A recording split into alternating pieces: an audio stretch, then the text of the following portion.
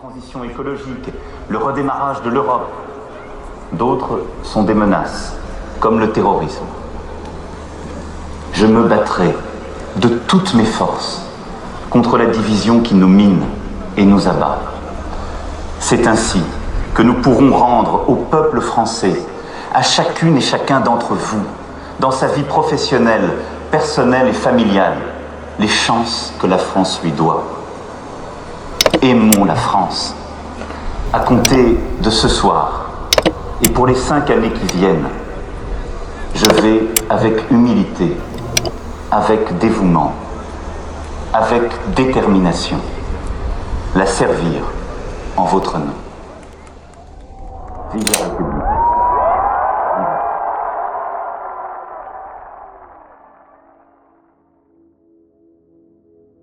Well, coming after Nicolas Sarkozy's controversially bling mandate and François Hollande's self-declared normal tenure, Emmanuel Macron has described his presidential style as Jovian, this in reference to the Greek god Jupiter. Emmanuel Macron is just arriving now. That is the scene. The victorious president-elect. Emmanuel Macron, the charismatic 39-year-old former banker. He will become the country's youngest leader after Napoleon and the first elected president outside France's 2 main political parties.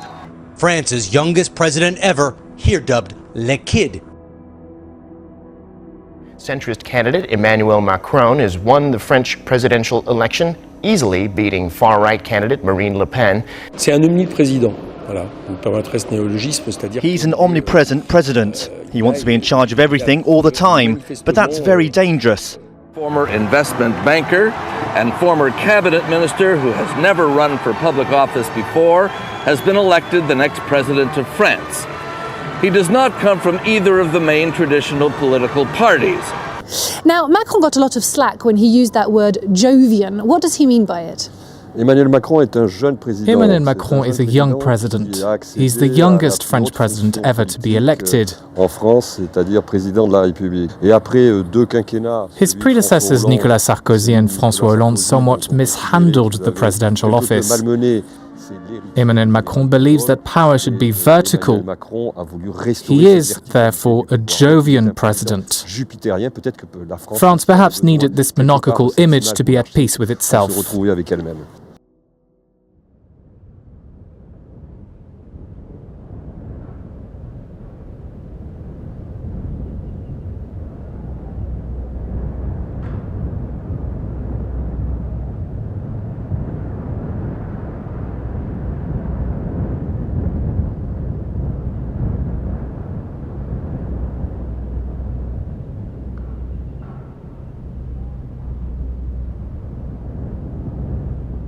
And he was an unknown quantity when he took power. Has the exercise, the reality of power, had an impact on that Jovian, above-the-fray image? For Macron, being a Jovian president is a way to establish his authority.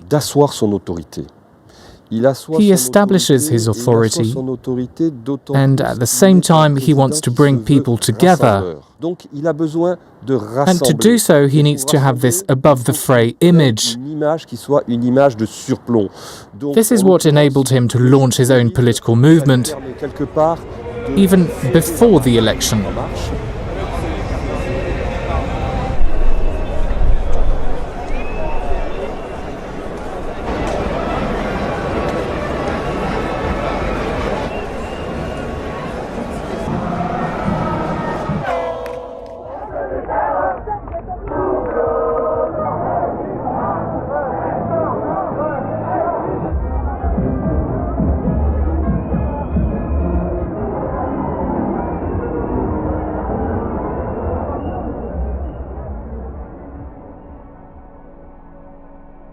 Emmanuel Macron has also been very active internationally. He's taken a keen interest in crises such as Lebanon, Syria and Jerusalem.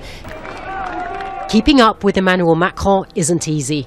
The energetic young president has thrown himself into a frenzy of activity at home and abroad since being elected in May. And there were unflattering media reports about his wife, Macron's former high school teacher, 24 years his senior. Everybody understands that he's hugely intelligent. He's always been the smartest guy in the class. He's a very, very tough negotiator, very stubborn. He's a lot tougher than you think. The handshakes, the hugs, the backslaps, the bromance. Thank you very much. In fact, I'll get that little piece of dandruff for that little piece. We have to make him perfect. He is perfect. The French gave their support loudly and clearly for Macron and for a united Europe.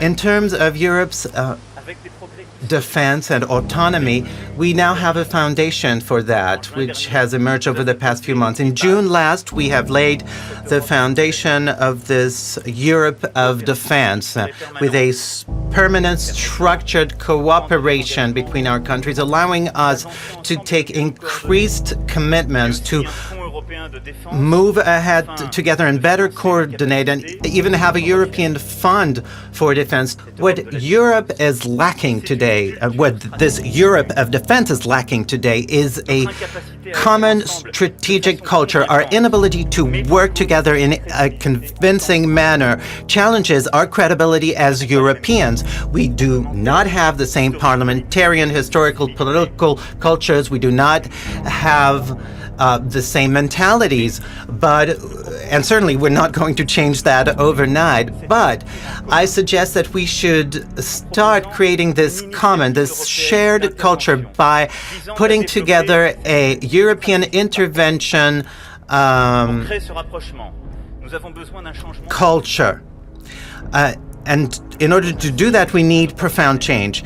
At the beginning of the next decade, as a result, Europe will have to have a common intervention force, a common budget, and a common doctrine to act.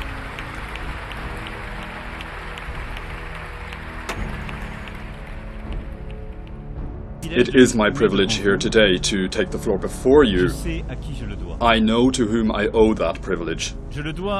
I owe that privilege to all of those who, just over 70 years ago, rose up against the barbaric regime that had seized my country, France. I owe it to those nations that heard our cry of resistance. I also owe that privilege to those who, once the war had ended, dared to take the path of reconciliation and to build a new international order. Multilateralism, the multilateral approach, is facing a challenge in meeting the challenges of nuclear proliferation.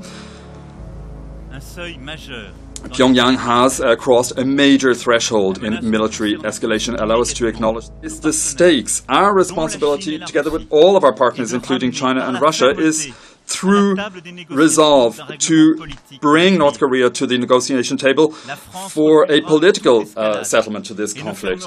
France rejects escalation and will not close any door to dialogue, provided that the conditions are brought together for a dialogue in favor of peace.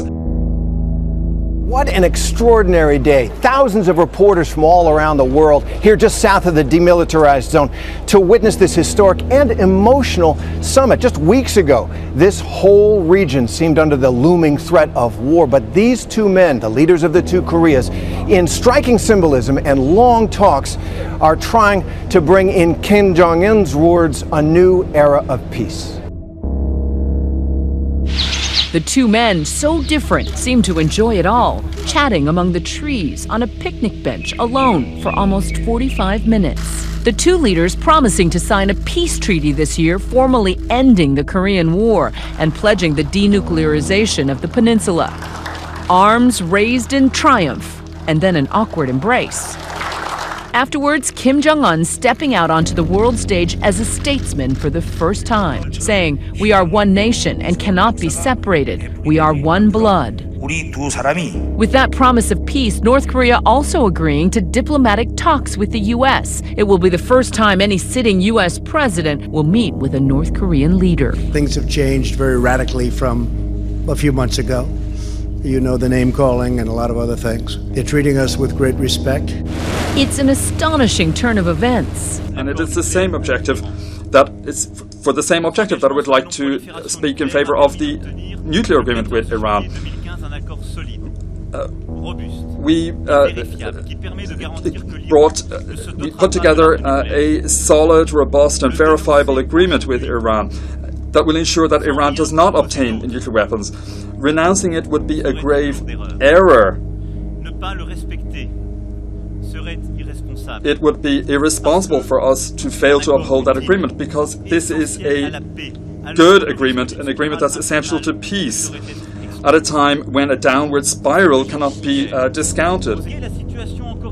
Thanks to dialogue, we have managed to resolve the Iranian situation. Dialogue, multilateralism is the only way forward, and that applies to North Korea too. Because this was not a U.S. treaty, this international agreement. It was international. You have Russia, China, France, Germany, the UK, EU, and the U.S. signing on, along with Iran. Netanyahu wants the U.S. to pull out of the 2015 deal, which froze Iran's nuclear program in exchange for sanctions relief. Last week, the leaders of France and Germany lobbied President Trump to stick with it, rather than tear up the deal as promised on the campaign trail. And Israel is pushing him harder to scrap the agreement. Prime Minister Benjamin Netanyahu went on primetime TV in Israel to say that, quote, Iran lied about wanting to build nuclear weapons. But it does contradict Iranian Foreign Minister Javad Zarif's claim on Face the Nation that Iran's past nuclear program had been for peaceful purposes. Iran was never racing towards a bomb, and it will not be racing towards a bomb. Well, Marzia, what you see behind me is one of the largest military parades staged by the Iranian army south of Tehran in a place called the Mausoleum, in front of the mausoleum of the late founder of the Islamic Republic, Ayatollah Ruhollah Khomeini. So the Iranian army today in Tehran and across the country, in major cities across the country, are staging large-scale military parade as a show of might and preparedness of the Iranian army. So,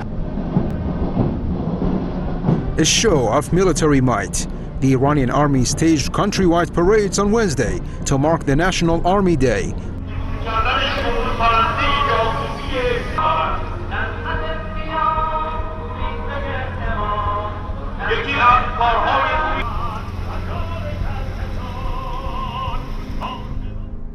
Overnight missile strike targeted government military bases in northern Syria. The group said that Israel likely carried out the assault that killed 26 pro-government fighters, including many Iranians. Social media video showed the purported attack, which hit an arms depot near Hama. Iranian fighters are said to be stationed there, but the Iranian government denied they were hit. The attack on the Syrian Army's 47th Brigade was so powerful that it registered a 2.6 earthquake. Today, a top Iranian official has just promised a swift and decisive response to Israel's recent activities in Syria. Earlier this week, missiles struck a Syrian base where potentially dozens of Iranian nationals are believed to have been killed. Israel has remained mum on any involvement, and Syrian state media initially blamed the United States, but top U.S. officials say Israel led the operation. But for Israel to be 100% sure that Iran doesn't develop the bomb, is there any other path besides war? I mean, look, if there is an alternative, neither Netanyahu nor Trump have put it on the table so far. Because again, we have even the former head of the Mossad backing the claim of the IAEA, who says there is no credible evidence at this time at all that Iran continued to develop a bomb after 2009. Now, it may have held on to this archive, which originally it developed in 2003, which yes, potentially means Iran did obscure the true intent and the extent of its progress, but without a plan B in place, the world is obviously very anxious to see what's going to happen if and when Trump decides to topple this deal. I cannot say whether my successor in the far future, in 70 years' time, will have the privilege of speaking before you. Will multilateralism survive this time of doubt and change? In truth, we ought to recall the state of our world 70 years ago, a world that was broken by war, that was stunned by genocide, and we ought to try to regain the optimism that we held up in the face of so many reasons to doubt back then. We must regain faith in what brings us together.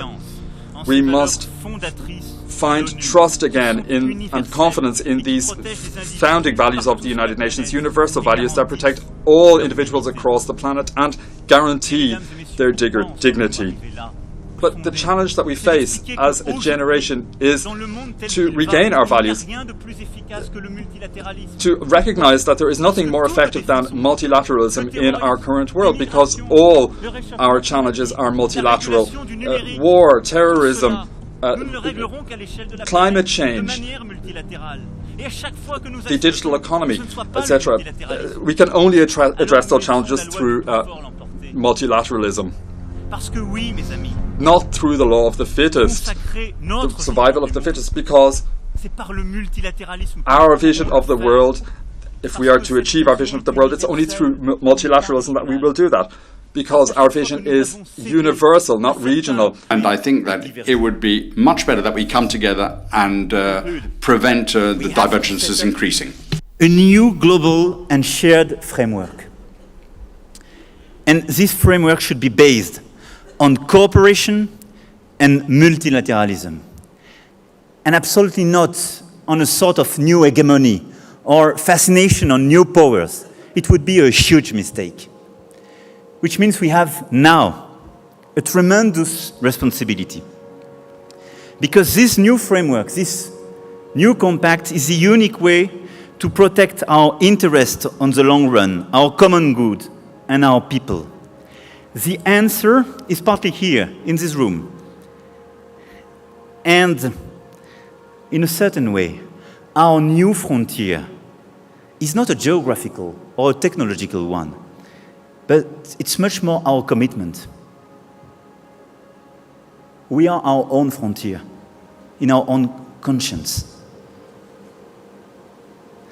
If we commit ourselves to make our current globalization more fair, sustainable, in favor of middle classes, if we commit ourselves to enable our youth, if we commit ourselves to take into consideration long-term and complexity of our decisions and not just short-term returns, so we can converge and build a new globalization, understandable and good for our people. So this synthesis, which is the core of our globalization and our multilateral approach, was made in Europe. And if we want to avoid this fragmentation of Europe, we need, of the world, we need a stronger Europe. It's absolutely key. And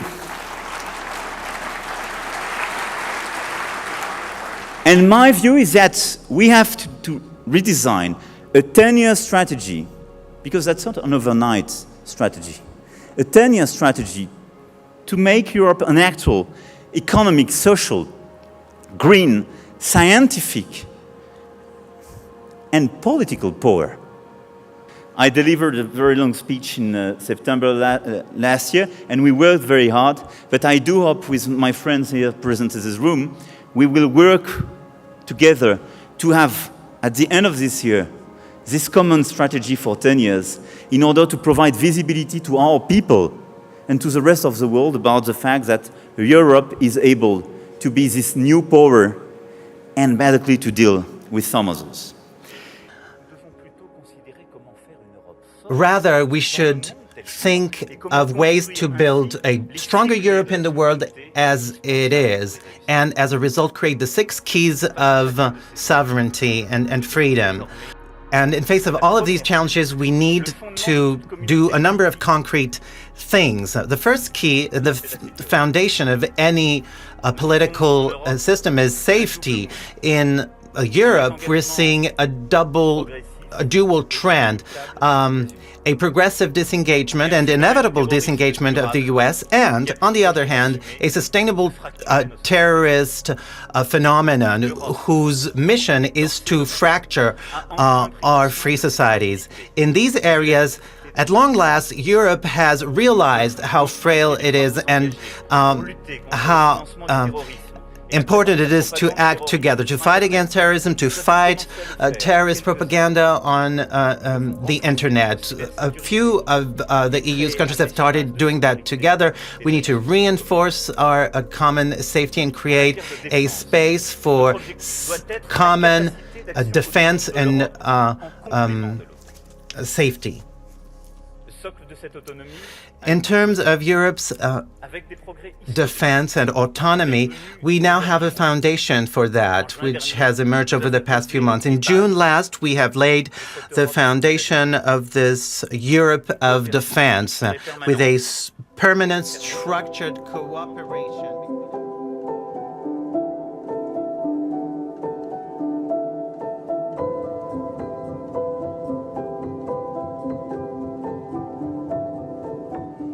But in the 20th century, there were other candidates who rode. Adolf Hitler seemed to be, in many people's mind, the perfect candidate, and he seemed to fit perfectly until, of course, he was defeated and died.